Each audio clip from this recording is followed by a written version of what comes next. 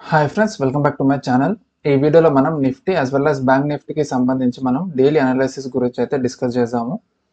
So మనం టాపిక్లోకి వెళ్ళేదానికంటే ముందు మీరు మన ఛానల్ని ఫస్ట్ టైం కనుక విజిట్ చేస్తున్నట్టయితే మన ఛానల్ ఉన్న కంటెంట్ని చూడండి.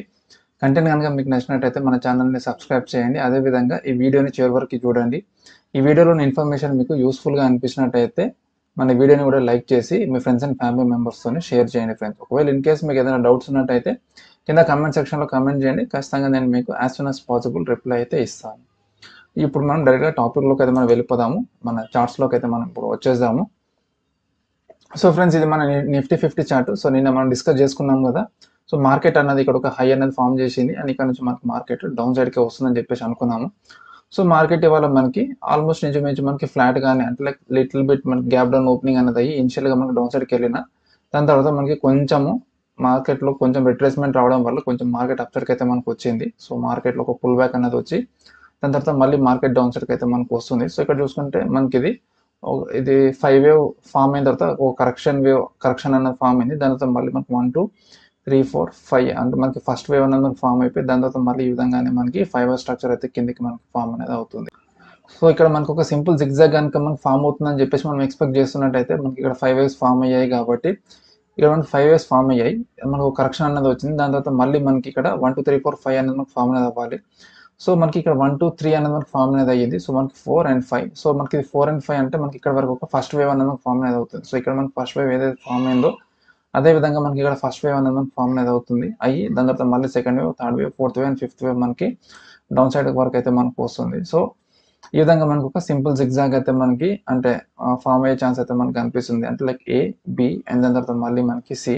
సో ఇది మన కంప్లీట్గా మనకు ఒక కరెక్టివ్ ప్యాటర్న్లోనే మనకు ఉంది కాబట్టి మనకి ఇది ఒక ఏబిసి, దాని తర్వాత మళ్ళీ మనకు ఒక ఎక్స్ వేవ్ అండ్ దాని తర్వాత మళ్ళీ మనకు అంటే ఫ్లాట్ ఎక్స్ వేవ్, దాని తర్వాత మళ్ళీ మనకి జిగ్జాగ్ ఫామ్ అయితే అప్రాక్సిమేట్లీ మనకి చూసుకుంటే మనకి ఇది డౌన్ సైడ్లో మళ్ళీ మనకి 23,879 నుంచి మనకి ఇది 22,863 వరకు మనకు వచ్చే ఛాన్స్ అయితే కనిపిస్తుంది. సో అందుకే నేను ఇక్కడ ఇది సపోర్ట్ లెవెల్స్ అయితే నేను డ్రా చేసి పెట్టుకున్నాను. ఇక్కడ మనకి ఫోర్త్ వేవ్ అనేది మనకి ఎండ్ అయిపోయింది ఫ్రెండ్స్. ఇది థర్డ్ వేవ్ అనేది మనకి ఎండ్ అయిపోయింది ఫ్రెండ్స్. ఇది చూసుకుంటే ఇంతకుముందు మీకు లాస్ట్ అంటే లైక్ ఒక 3-4 డేస్ బ్యాక్ లేదంటే లాస్ట్ వీక్లో దాని గురించి అయితే చెప్పాను. సో ఇక్కడ నుంచి మనకి కరెక్షన్ అయితే మనకి స్టార్ట్ అయింది. సో కరెక్షన్ అనేది మనకి అప్రాక్సిమేట్లీ 22,838 నుంచి మనకి 665 వరకు రావాలి. ఒకవేళ ఇన్కేస్ ఈ లెవెల్ కూడా మనకి బ్రేక్అవుట్ ఇస్తే మనకి ఇంకా ఫర్దర్గా ఇక్కడ 22,200 వరకు అయితే వస్తుంది.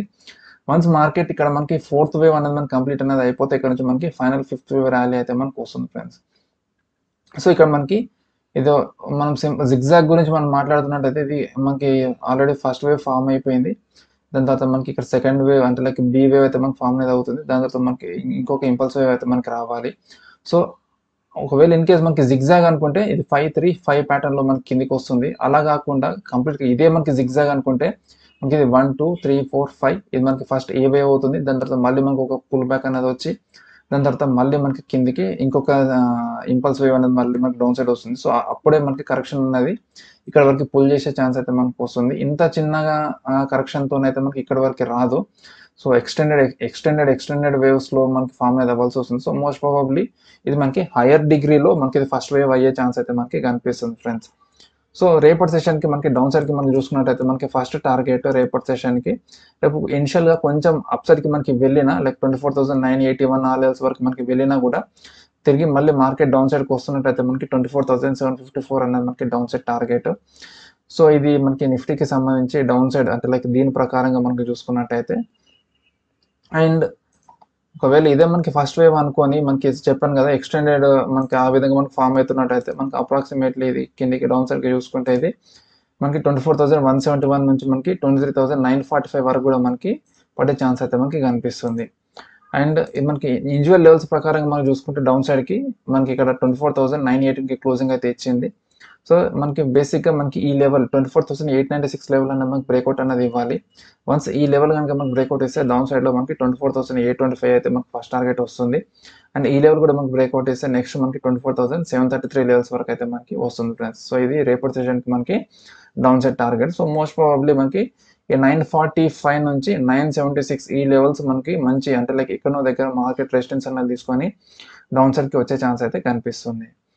ఇది నిఫ్టీకి సంబంధించిన అనాలిసిస్. ఇప్పుడు బ్యాంక్ నిఫ్టీ గురించి మనం మాట్లాడుతున్నట్టయితే బ్యాంక్ నిఫ్టీ కూడా సేమ్ మనకి ఫోర్త్ వేవ్ అనేది కంప్లీట్ చేసుకొని మార్కెట్ డౌన్ సైడ్కి అయితే వస్తుంది. వచ్చిన తర్వాత మనకి ఇక్కడ చూడండి హైయెస్ట్ మనకి ఇక్కడ కంటిన్యూస్గా మనకి ఫాల్ వచ్చిన తర్వాత ఒక పుల్ బ్యాక్ అయితే మనకు వచ్చింది హార్లీ టైం ఫ్రేమ్లో. సో రేపటి సెషన్లో మనకి నిఫ్టీలో కూడా మనకు కొంచెం పుల్ బ్యాక్ వస్తుందని చెప్పేసి అనుకున్నాం కదా. సో ఇక్కడ కూడా మనకి కొంచెం పుల్ బ్యాక్ వచ్చే ఛాన్స్ అయితే కనిపిస్తుంది. సో ఇంచుమించు ఒకవేళ మార్కెట్ అప్సైడ్కి వస్తున్నట్టయితే ఈ బ్యాంక్ నిఫ్టీలో మనకి 51,200 లెవెల్స్ వరకు అయితే మనకు వచ్చే ఛాన్స్ అయితే కనిపిస్తుంది. సో వన్స్ మార్కెట్ ఈ లెవెల్స్ని హిట్ చేస్తే దాని తర్వాత మళ్ళీ ఫ్రెష్గా మనకి ఇంకొక కొత్త ఫాల్ అయితే వస్తుంది. సో ఈ ఫాల్ మనకి చాలా డ్రాస్టిక్గా అండ్ చాలా స్పీడ్గా వచ్చే ఛాన్స్ అయితే కనిపిస్తుంది. అంటే ఇంత స్పీడ్గా రాకపోవచ్చు, కానీ దీంతో కంపేర్ చేస్తే కొంచెం స్లోగా అయితే మనకి మార్కెట్ డౌన్ సైడ్కి అయితే వస్తుంది ఫ్రెండ్స్ ఇది.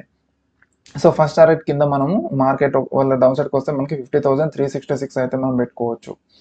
సో మనం ఇప్పుడు ఇండివిజువల్ లెవెల్స్ గురించి మనం మాట్లాడుతున్నట్టయితే బ్యాంక్ నిఫ్టీలో మనకి హైయర్ లెవెల్స్లో మనం 51,200 సంథింగ్ 250 లెవెల్ అయితే డిస్కస్ చేసుకున్నాం కదా. మనకి అప్సైడ్ డైలీ టార్గెట్ వచ్చేసరికి మనకి 51,300 లెవెల్స్ దగ్గర అయితే మనకు ఉంది.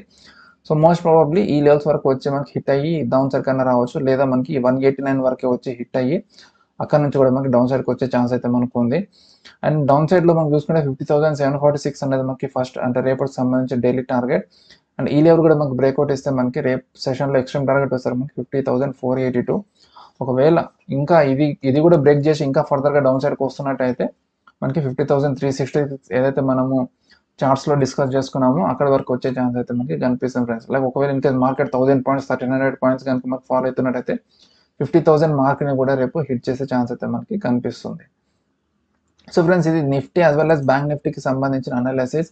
ఈ వీడియో మీకు నచ్చిందని అనుకుంటున్నాను. వీడియో కనుక మీకు నచ్చినట్టయితే మన ఛానల్ని సబ్స్క్రైబ్ చేయండి. అదేవిధంగా మన వీడియోని కూడా లైక్ చేసి మీ ఫ్రెండ్స్ అండ్ ఫ్యామిలీ మెంబర్స్తో షేర్ చేయండి. ఒకవేళ ఏదైనా డౌట్ ఉంటే కింద కమెంట్ సెక్షన్లో కమెంట్ చేయండి, వాటిని నేను క్లారిఫై అయితే చేస్తాను.